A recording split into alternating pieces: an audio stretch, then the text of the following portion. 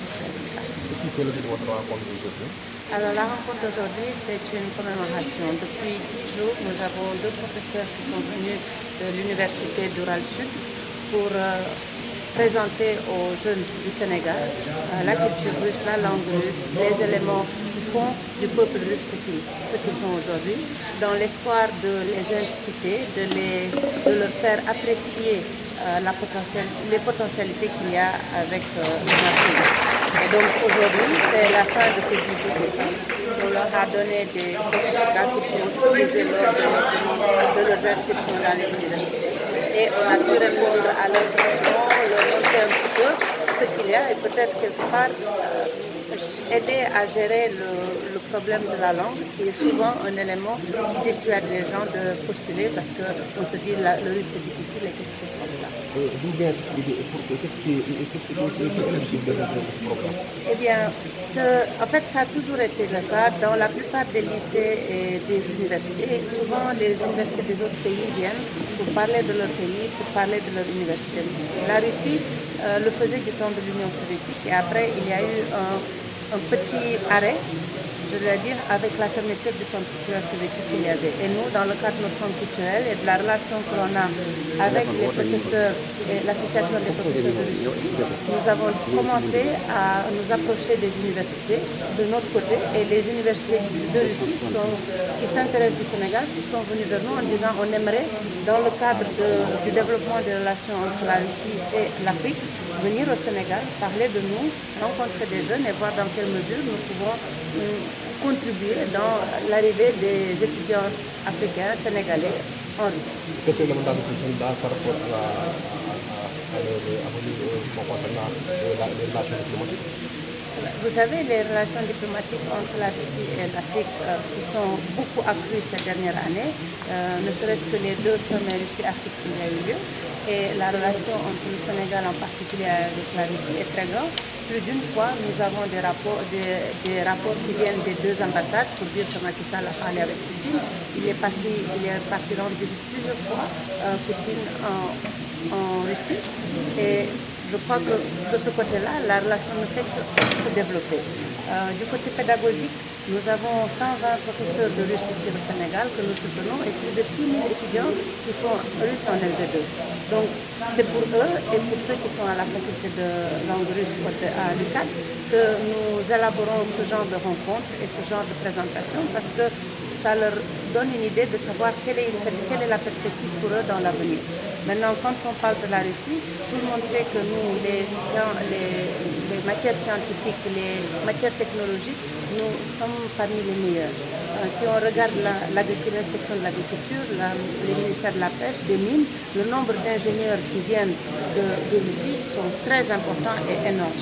Et donc, en permettant aux jeunes d'aujourd'hui de savoir quelles sont les perspectives qu'il y a en termes de formation, en termes de bourse, en termes de spécialisation en Russie, nous leur donnons une opportunité de regarder en fait un plus large panel de choix en termes de formation. Et s'il y a une chose que je peux dire pour conclure, rien que les coûts de formation, les coûts de vie en Russie pour un étudiant sénégalais sont de loin beaucoup moins chers que de vivre aux États-Unis, par exemple, d'étudier là-bas ou d'étudier en Europe. Et donc, nous, par ces rencontres-là, par ces visites, nous sommes en mesure d'ouvrir un petit peu, d'élargir les choix et les options qui se présentent devant les étudiants et les élèves. Est-il prévu l'octroi de bourse pour pouvoir accompagnement à l'emploi de ces jeunes-là? Tout à fait. Je veux dire, c'est pas nous qui donnons les bourses. Donc, malheureusement, le choix ne nous incombe pas. Toutefois, on leur a donné les outils, on leur a donné l'information et on les a montré comment faire pour demander ces bourses-là. Pour le cas de la Russie, par exemple, jusqu'au 15 décembre, en s'inscrivant dans le site, dans la plateforme de bourse, tout étudiant qui a le bac ou qui a un niveau post-bac est en mesure de postuler et avoir toutes les chances d'être considéré. Et nous, on sera derrière pour appuyer tous ceux qui font appel à nous en disant qu'on a postulé. Nous serons en mesure de les accompagner pour leur assurer les meilleures chances d'obtenir une bourse en Russie et après voir au Sénégal si c'est possible qu'ils se fassent accompagner du côté sénégalais aussi. Ils sont au nombre de combien de jeunes qui ont fait cette formation? Alors, nous en avons au total à peu près 300. Tout à fait. C'est pas beaucoup, mais on espère la prochaine fois de faire beaucoup plus. Merci.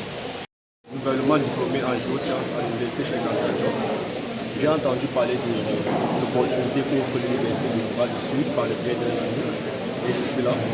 Et durant ces 10 jours consacrés à la présentation de l'université, on a appris beaucoup.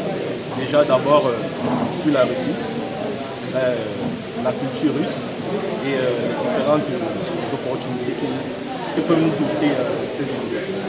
Alors, comment appréciez-vous cette que vous apprend Madame Serge? C'est comme ça?